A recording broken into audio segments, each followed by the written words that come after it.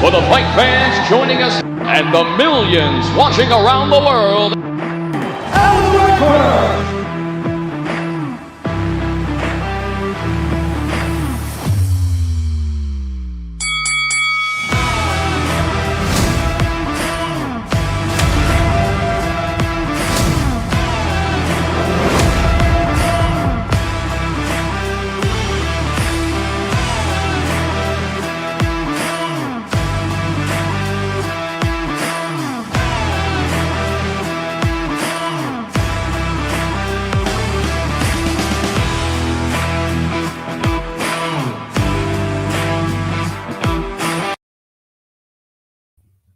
Yes, everyone. How's everyone doing on the bank holiday weekend?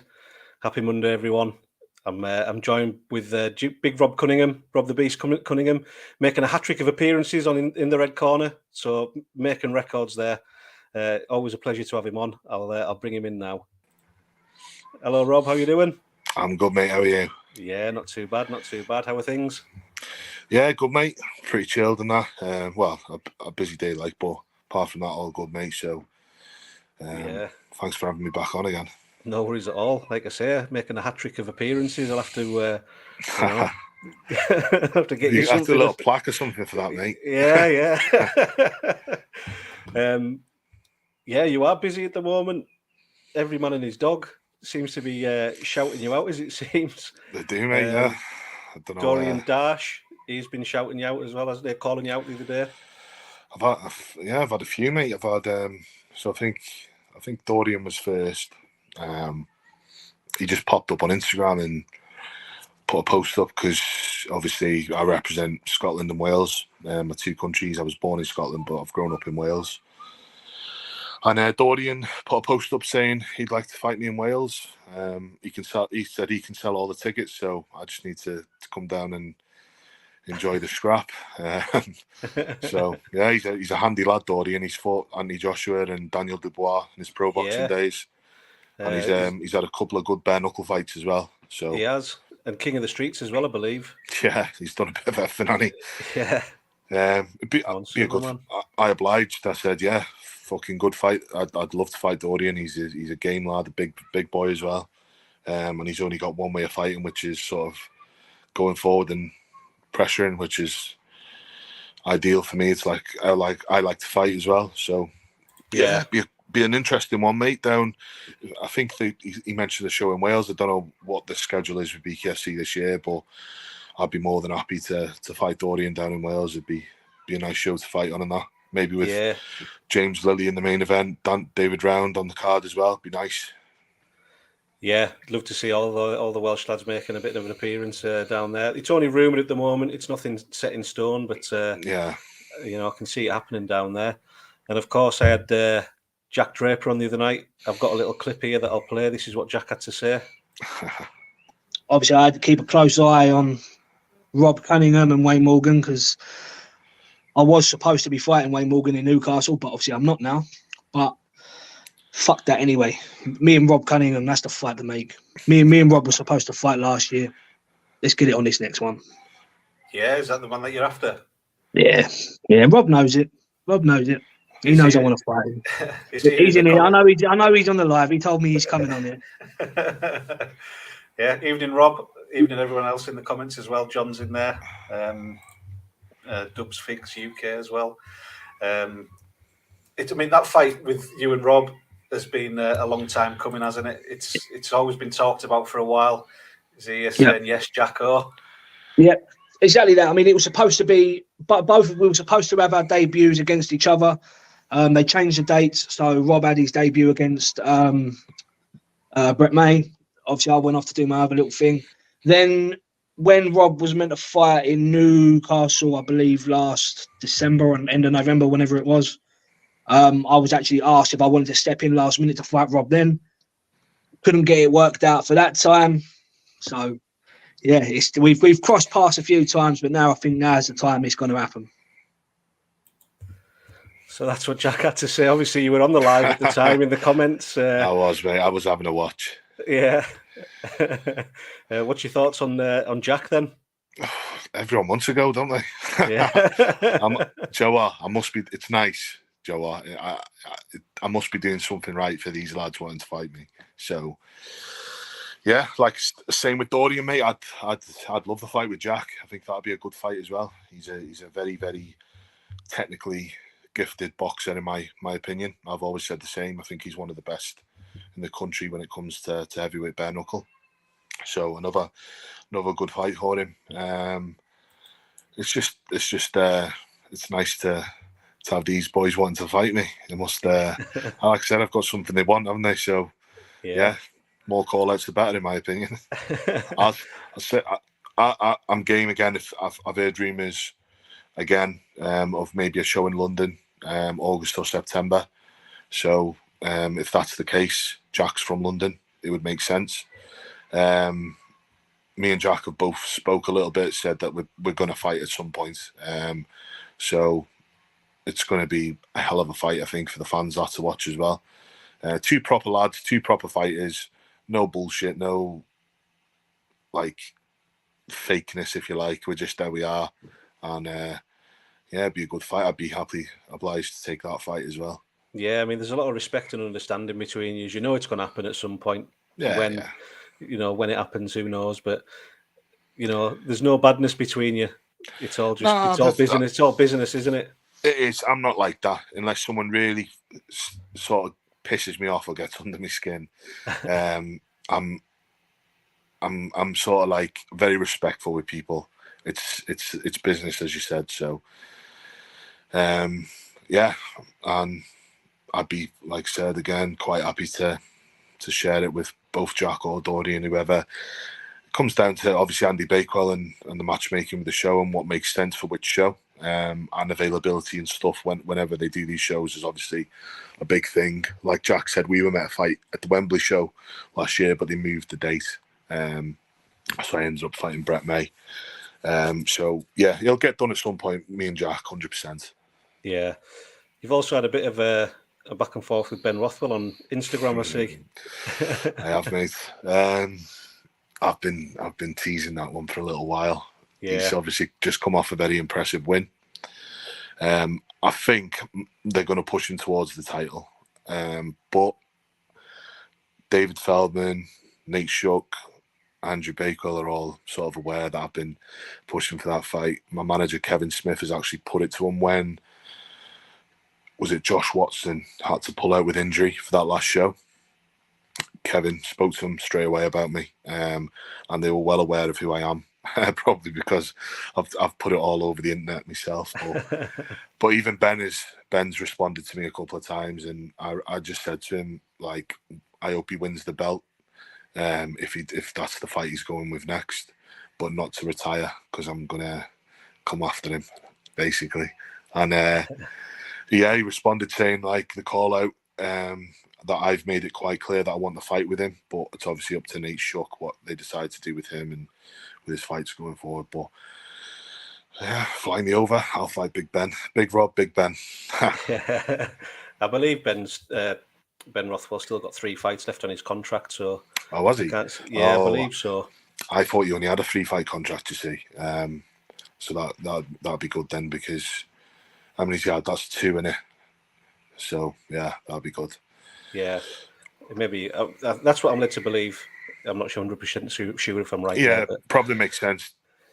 He's 41, so I don't know how much longer he wants to do it. I know he teased that in the ring a little bit as well, saying Father Time and that he can't beat Father Time, but I reckon he's still got another year or 2 in him, like, easy. Yeah. There's only so much the body can take as well, though, at that age. And the thing is with Ben, and a lot of heavyweights, to be fair, he had a lot of mixed martial arts fights, like, was it 40 odd pro fights, and he had a lot of them within the UFC as well. So he's got a lot of mileage. A lot of heavyweights do, whether it's with MMA or Thai boxing or boxing, a lot of rounds, a lot of mileage on the body. I'm different. I started so late with this, so I believe I've got another 10 years doing it, which puts me in good stead, because Alan Belcher's, 38, 39, I think, world champion. The top 10 ranked guys, I was looking the other day, there's not one under the age of 36. Really? Yeah, so I'm 3 or 4 years younger than these guys already, and I haven't had nowhere near as many fights. So there's swings and roundabouts, not as experienced as them, but I'm fresher and I haven't got the rounds on me, so I can go for a lot longer. So there's an opportunity here with the BKFC, I believe, as a heavyweight for me to be in it for a long run for another 10 years. And that, if I was fighting 3 times a year, that'll be 30 bare knuckle fights. It's just a crazy thing to think about, isn't it? But yeah, definitely. That's what I want to do. That's what I imagine myself doing. Like, so. Yeah, because I know, like we spoke last time, you were saying you were getting itchy hands to kind of put the MMA gloves back on, but now you kind of think you're gonna stick to the bare knuckle. I've had 3 big offers in the last 3 weeks to fight MMA in the summer. Right. I don't mean big offers in money offers, but on 3 big shows. One was in Holland. One was, well, that didn't quite get to a fight offer. They were just talking to me.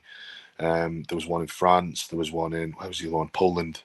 But I've said no to all of them. I don't want to fight again during the summer anyway. But I had a really good think about what I'm doing and what I'm going to do, and just seeing the way the BKFC's blowing up, and I'm doing well with them. I've had 2 fights and 2 wins. It's like, if I go and fight MMA again for a different organisation, it's sort of like, because I've only had 2 pro MMA fights, it's sort of like starting again. Yeah. And there's no point doing it. It's like, I'm with one of the biggest organisations in the world, signed to them. Why sort of try and fix what isn't broken? And I'm better at the bare knuckle than I am at the MMA. So it's just me, because I like grappling and stuff. And but I'm just going to keep continuing, like, training my jiu-jitsu and that. But this is where I'm going to compete. I spoke to Andrew Baker about it the other day, like, and Kevin Smith. I was thinking about, obviously said to you about the MMA and that, but it's not happening now. Yeah. So it sounds like August, September time could be a right time for you to come out. Yeah, so I'm just waiting to see what the schedule is. I think they're waiting for some dates and stuff. I'm not sure when they're doing the show, but in my head, ideally, I'd like August or September, yeah. Anything sooner than that's too soon for me. I've had 2 back-to-back fight camps, 3 with the fight in Newcastle that didn't happen, so I've had a couple of weeks off now. I've done some little training sessions, but nothing heavy. I'm just sort of easing myself back into it, and then I'll start training a bit harder over the next couple of weeks, start getting back into it. Yeah, man. Brilliant. It's good that you can just keep ticking away and doing all the different, like you say, keeping up with your jiu-jitsu. You never know what's around the corner and where you go. Yeah, it's just tick over with stuff. But like I said, fight-wise, it's just BKFC and that's it. If I can get 3 or 4 fights a year with the BKFC, I'll be very happy. Yeah. A couple of comments and stuff. People in the comments: Dangerous Darren, good performance. Rob, Wayne was not in shape, but a tough kid, and you'd put him away. Yeah, I mean, Wayne took that fight on short notice, didn't he? But he still put on a decent performance. Do you know what? I've said that. Like, all respect to Wayne, he took the fight on 9 or 10 days' notice. I don't think a lot of people realise Wayne's background. Wayne's a very, very good unlicensed boxer. He's won a title in pit fighting as well. Yeah. He's a very, very game lad. He just fought the best version of me that I've been on that day. That's probably the best I fought in bare knuckle. So I take my hat off to Wayne to coming in for the fight. I've got nothing but respect for him. Yeah. There's a comment there. Whereabouts in Scotland were you born? I was actually born in the Outer Hebrides in the Western Isles, so it's a bit of a it's a mad one. I lived there till I was 14. Now, to put it into perspective, like, in my year in primary school, I had 3 people in my year. Like, that's how small it was. I lived on an island of a population of about 300 people. Really? Yeah, my dad's from there. My dad's from up there, and then my mum's from Wales. So when we were 14, I've got a little brother. He's a couple of years younger than me. They moved us down here. There's more going on, more opportunities and stuff. So it was nice being brought up there as a young kid. Very, very peaceful environment and stuff. But they made the decision to move us down here when we were sort of approaching teenagers to have a bit more opportunity and stuff. But I can't stress how, like, sort of out the way it is up there. It's like, yeah, it's nothing like on the mainland. Yeah, got Sharon there as well. Hello, Sharon. She doesn't want to see you and Jack Fry. She likes both of you.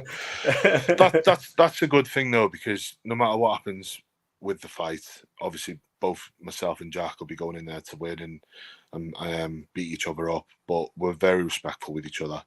Yeah, and we will be before and after it, I imagine. So, I apologise, Sharon. What's this one? Defo Robin Owen. There's no mug. Ashington born and bred. Yeah, he is tough fella, absolutely like a good lad. Yeah. Yeah. So he's going to be out on the Newcastle card as well, Wayne. Yeah, I believe so. Yeah, I've spoke to him. Yeah, he's due to fight on the Newcastle show. Yeah, in July. Yeah, obviously it was going to be Jack, but Jack says that's not happening anymore, and that's why Jack's called you out for August, September. So. Jack, the thing is with Jack as well, I think he wants the best fights he can get himself. He does. So, I think that's what most fighters want, isn't it? Especially in this game. It's the best way to do it, mate. Like you want to be fighting the best people. It's the only way you're going to progress. I put something up on my story on Instagram the other day. You see a lot of fighters. I don't know what about other sports, but like mixed martial arts and even boxing to an extent, a lot of fighters tend to these days sort of protect the records and try and build themselves up fighting like journeymen and people that aren't worth fighting. You see it all the time, but I don't understand it. It's like you're not gaining anything from doing that, from going in there hitting someone that's going to go down in 10 seconds or 20 seconds. I just don't see the point. You want to be fighting the best people you can fight. That's how you progress and get better. So I think Jack's sort of got the same mindset as myself with stuff like that. He wants to get the best fights he can and sort of work his way up the ladder. And regardless of what happens when we fight, I think both of us will be at the top of the sport in the coming years anyway. Yeah, I don't think a loss in BKFC is as bad as what it is in boxing, protecting the zero and all that kind of stuff. No, I think it's not. If you put a good performance on, give a good showing of yourself, get in there and fight, but you still lose, then it's still a good thing, a positive thing. I said that to Wayne because I didn't want Wayne's head to drop because he lost the fight. I said, you fought well, you took it on short notice and you fought well. You didn't sort of shell up or give up or anything like that. I didn't expect him to, obviously, but he fought well. And I said, that'll put you in good stead with him. It does, like, wins, losses, draws don't mean as much in this sport as any other sport. Like, it's just putting on a good fight. Like, Jack fought Robbie Kennedy and lost the fight, but Jack fought really well. It was a really good fight. And Robbie's obviously a very, very unorthodox striker as well. But again, it doesn't matter. It's like he fought really well in the fight. He landed some good shots. Robbie landed some good shots as well. As long as it's an entertaining fight and you're putting it on the line, that's what they want. That's what they love to see. That's why I was so annoyed with that Brett May fight, because he disallowed me to sort of fight. He was hugging me and holding me, and I was really annoyed that I didn't get a boxing or fighting probably. Sorry, because of the way he was fighting in the fight. But again, you put on good fights, they want you back. Simple as that. Yeah, that's it. And showing the heart, showing the will, not giving up, showing the dog inside and letting the dog out inside. You've got to be entertaining. Like David Round, one of the most entertaining guys in the UK roster. He fights his heart out. Like I love David. He's one of my good mates and that. And that's what they love to see. They just love to see good fights. That's why this time, like my key objective in this fight was to be the pressure fighter and come forward, because I know I've got a skill set. I just haven't showed it enough. And I was holding myself back a little bit in previous fights.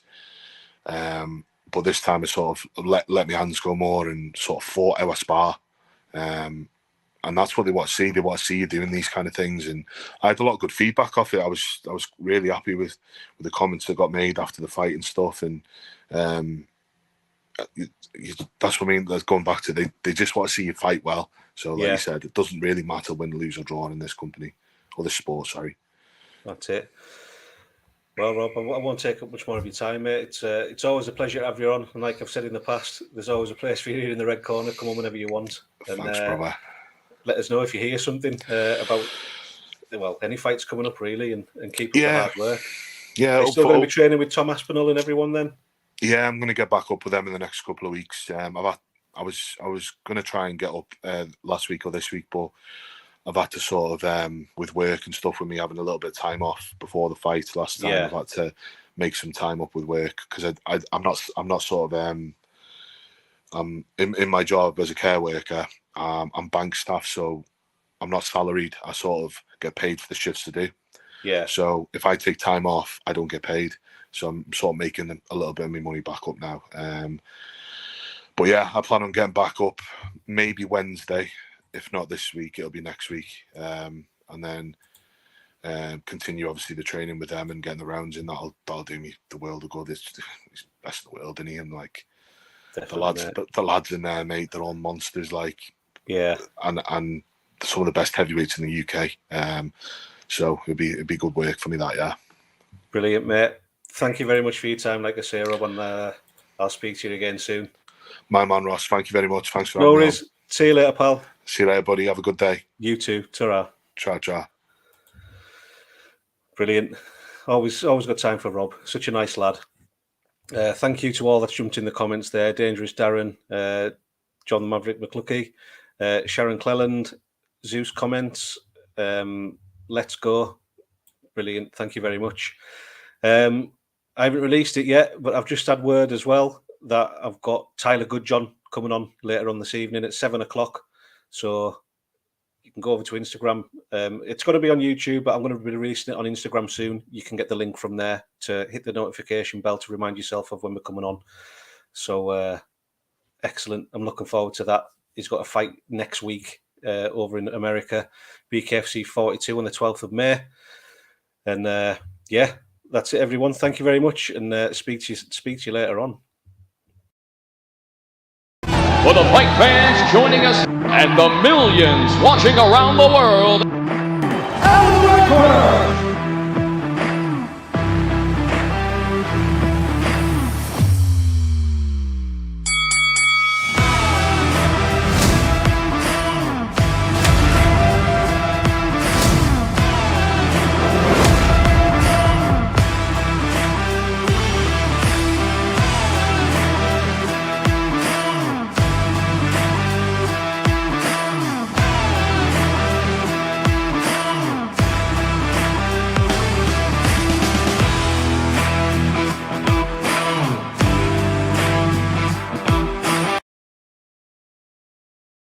Corner podcast would like to thank our show sponsors,